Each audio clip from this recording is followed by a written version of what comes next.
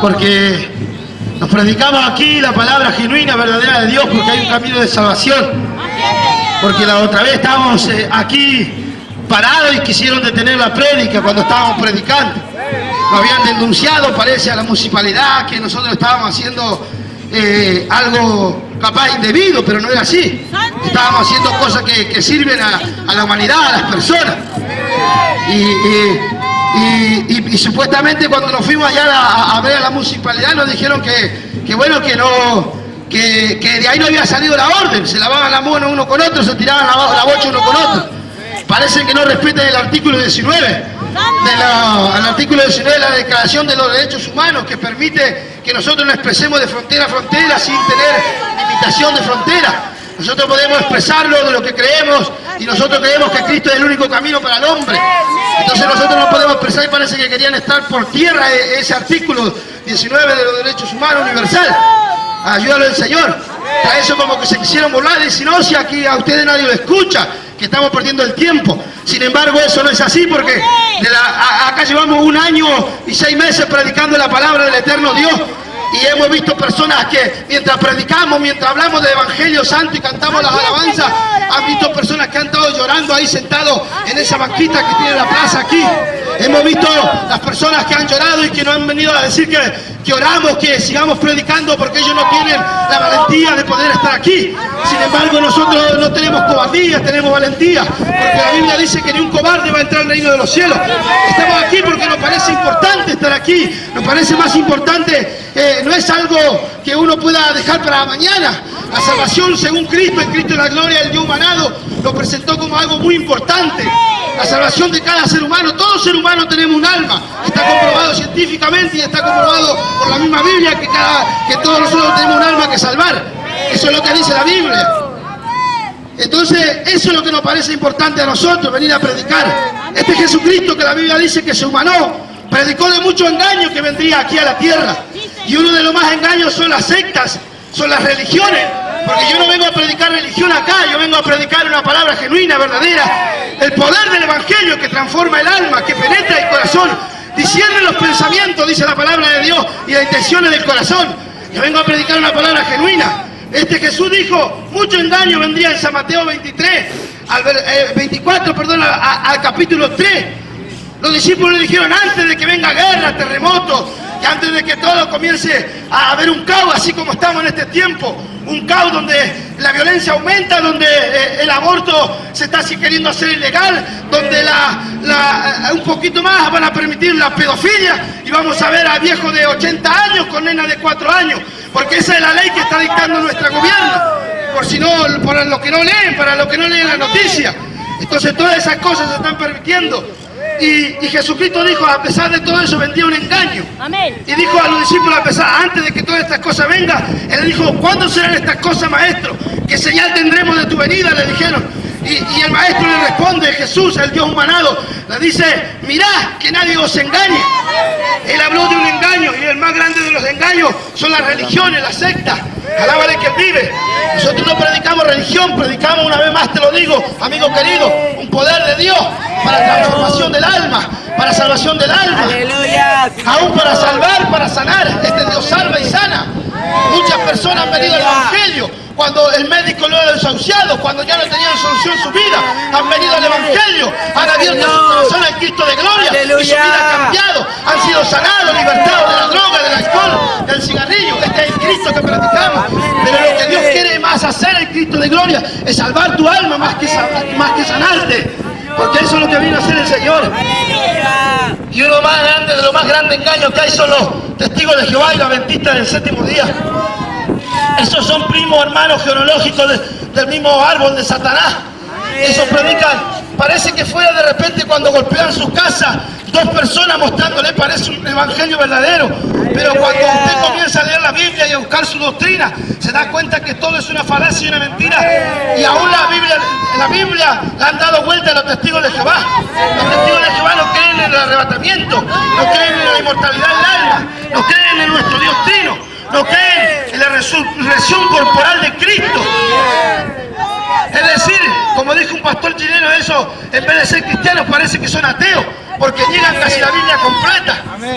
Los adventistas del séptimo día le andan diciendo a la gente que tienen que guardar el día de reposo, porque si no, no van a ser salvos.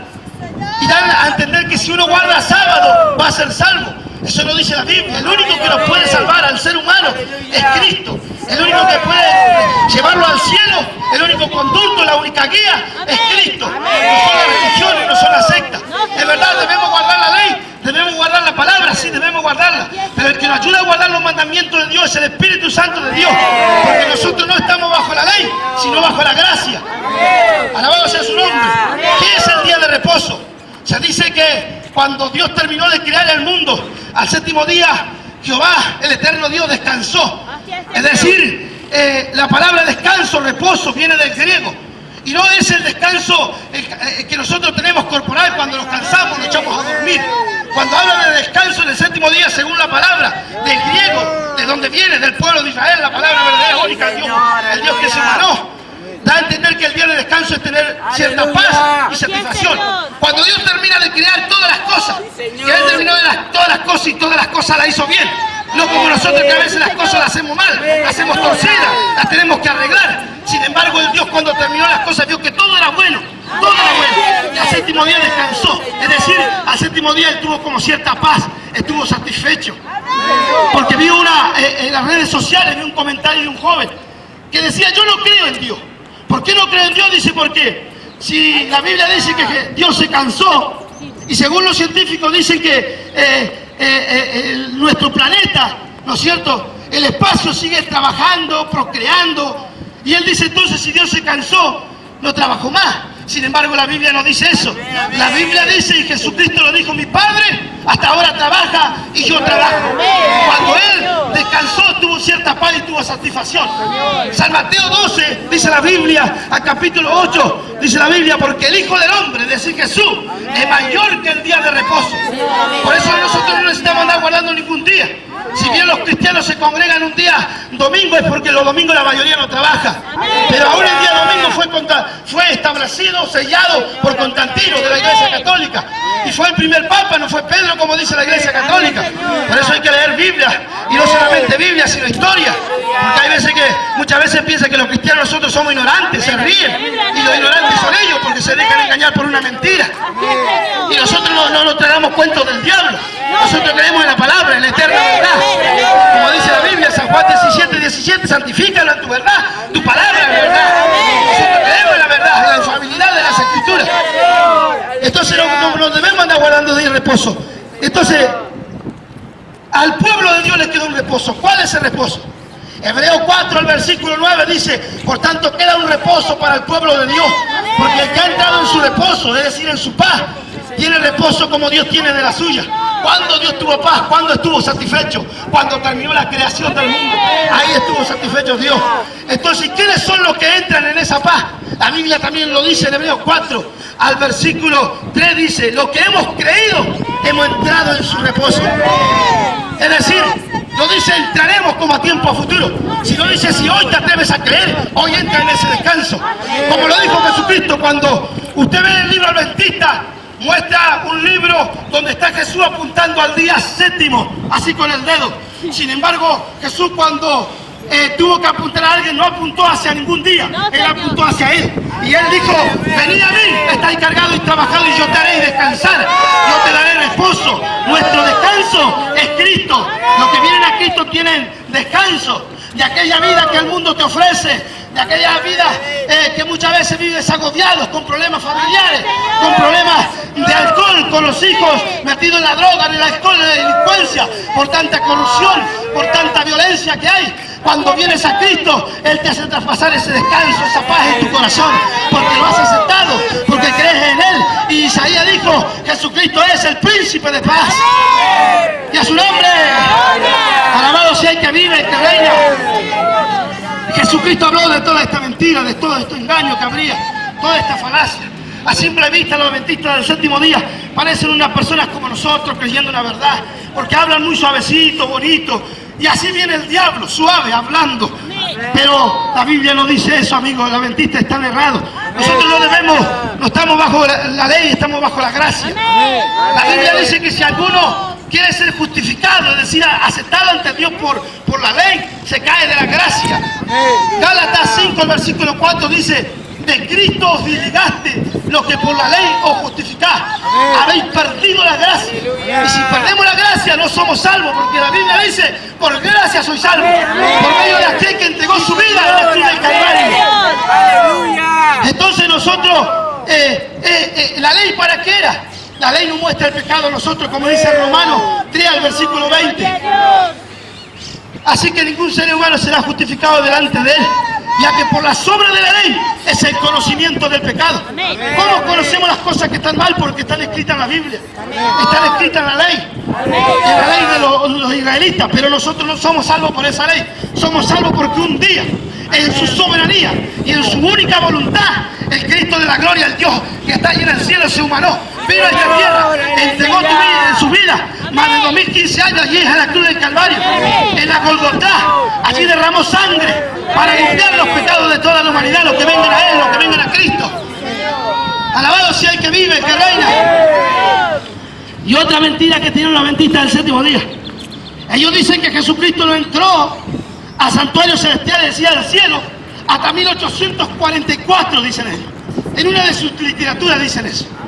1844. Sin embargo, usted lee Lucas, Marcos, Hechos, el autor de los Hebreos, y la Biblia dice ahí que Jesucristo ascendió a los cielos. ¿Cuándo fueron escritos esos que estaban ahí, hermano? ¿Cuándo fueron escritos todo eso que dice la Biblia? Supuestamente los libros fueron escritos entre los años 60, 70, 80 y 90. Si redondeamos, fueron escritos en el año 60 y 90. Esos fueron escritos allí los libros. Entonces, ni cerca está a 1844 que dice que Jesucristo entró a los cielos. Los autores de los Hebreos en el capítulo 9, el versículo 24 dice: porque no entró Cristo al santuario hecho de mano, es decir, allá a la Jerusalén que está en Israel. No entró Cristo allí, sino al cielo mismo, para presentarse ahora por nosotros. Ese es nuestro intercedor ahora, no María. Cristo, no María, Cristo, no el Papa, Cristo, no la estatua, Cristo. Él es el único intercedor ahora. ¿Entiende? Entonces, ¿a quién le vamos a creer? ¿A la Biblia o a los adventistas del séptimo día? Aún le digo más, en Hechos 7, versículo 55, la Biblia dice que estaba Esteban intentándole explicar a los de Israel que ese era el Mesías que ellos habían crucificado, el Mesías que ellos habían matado. No todo Israel, porque algunos israelitas habían creído en Jesucristo y otros no. Ese que mataron, ese el que le predicamos, el que le presentamos, le decía Esteban. El que hablaban vuestros padres, de aquel Mesías, el ungido, el enviado, el que vendría. Ese es el que ahora yo le estoy anunciando, decía Esteban.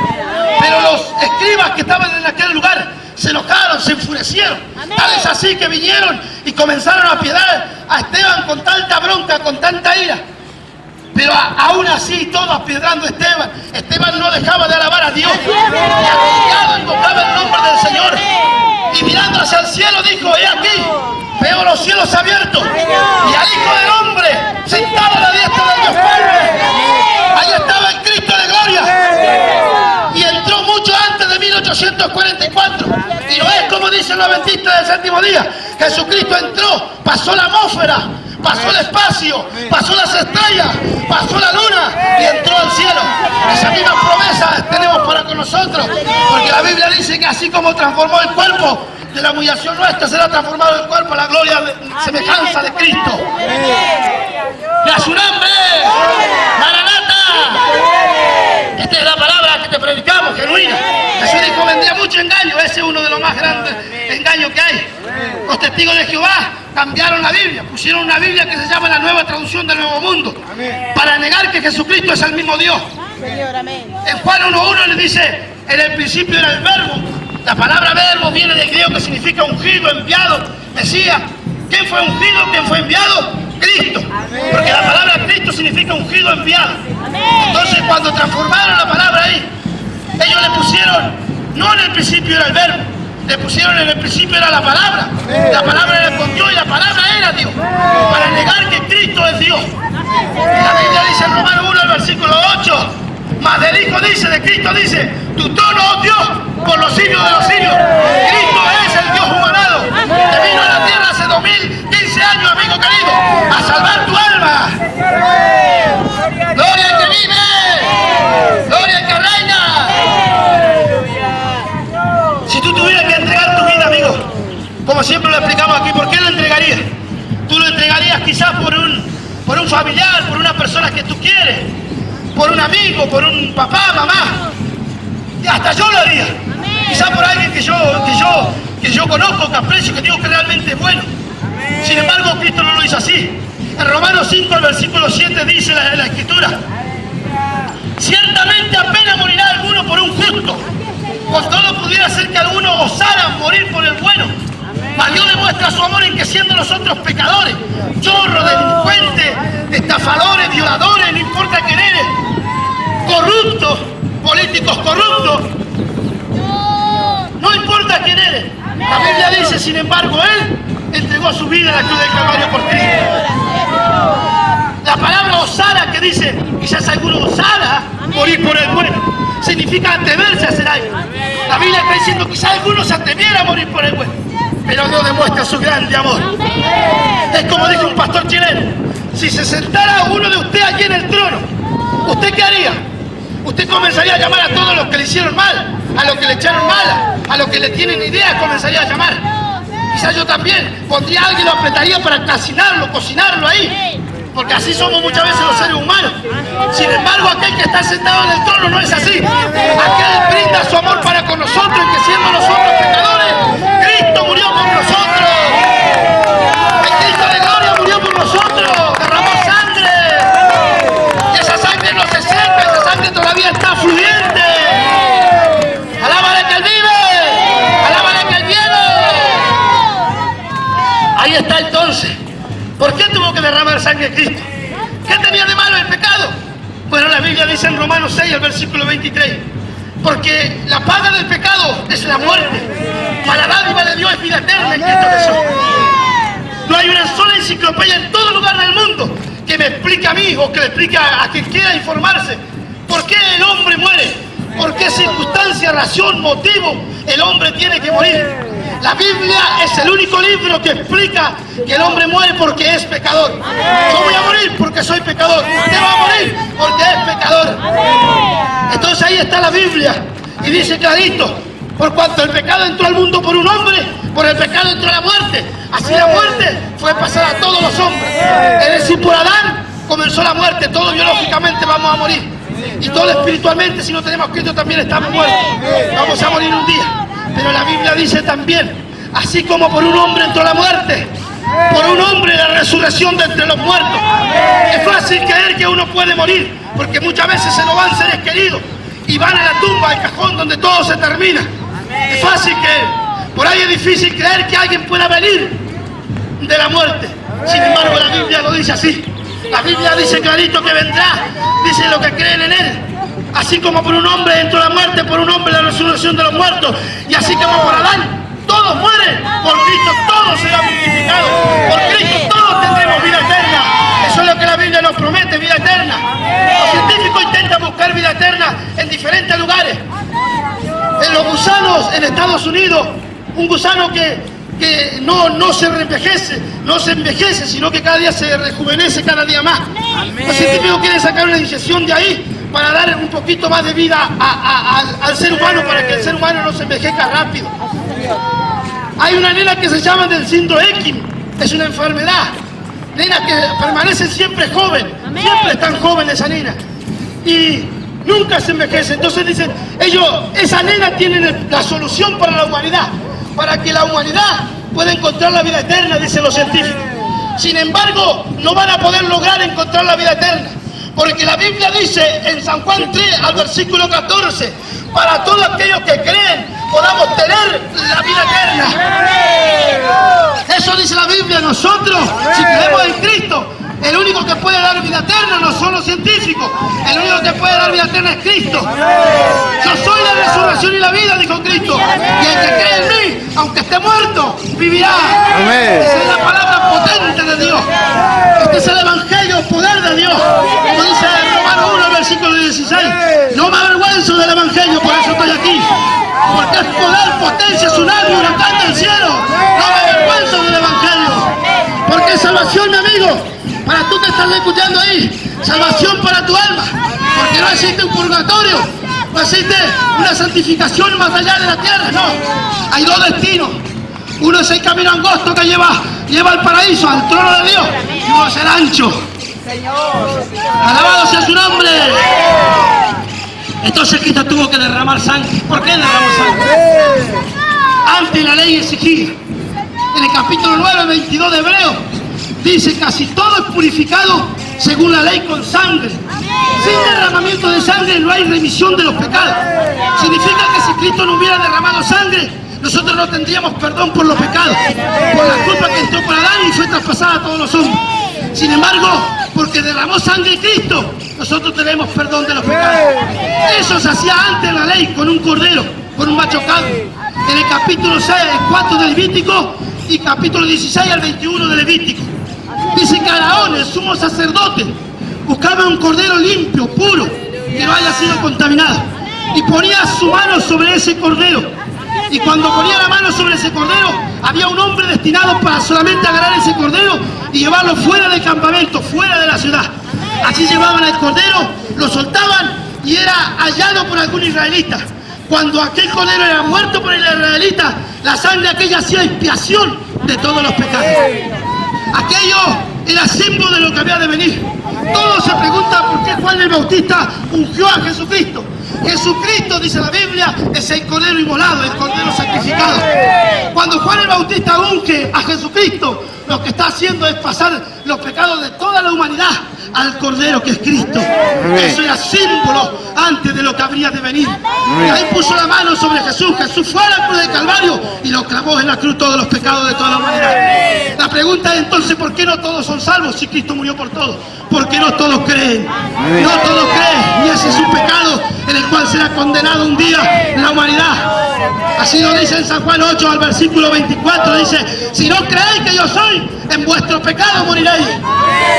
Entonces ahí fueron traspasados todos los pecados, así como el cordero, como lo dice Juan el Bautista el mismo. En Juan 1 al versículo 29, viendo a Jesús, él dijo: ese que viene ahí es el cordero de Dios, el cual quita el pecado del mundo.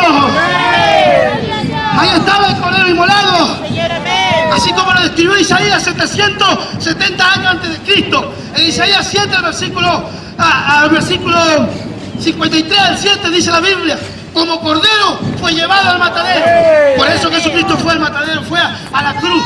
Tuvo que ser muerto porque era el cordero que iba a quitar el pecado de la humanidad. ¡Alábale! ¡Alábale! ¡Gloria al que vive, al que reina, al que viene! ¡Bendito sea su nombre!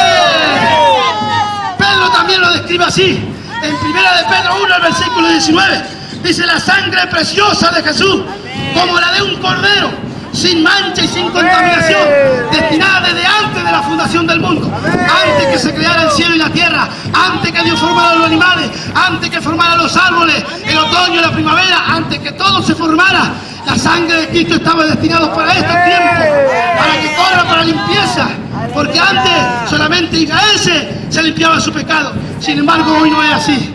Sin embargo, hoy por la sangre de Cristo todo, paraguayo, boliviano, chileno, estadounidense, no importa de qué nacionalidad sea, gordo, chueco, no importa quién eres, bonito, feo, la sangre de Cristo fue derramada por ti, mi amigo, para que tú tengas perdón de los pecados, para que tú puedas ir al cielo, a la gloria de